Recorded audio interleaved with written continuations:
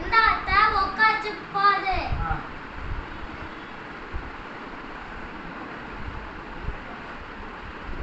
போதும் கண்ணு வலிக்கும்.